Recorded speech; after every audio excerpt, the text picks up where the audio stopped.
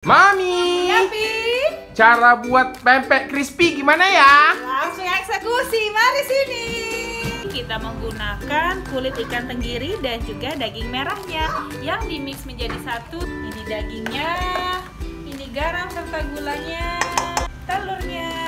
Kita aduk. Ini adonan untuk pempek crispy-nya ya. Ini adalah tepung pelumur. Kita lumurin tangan kita dengan tepung crispy-nya.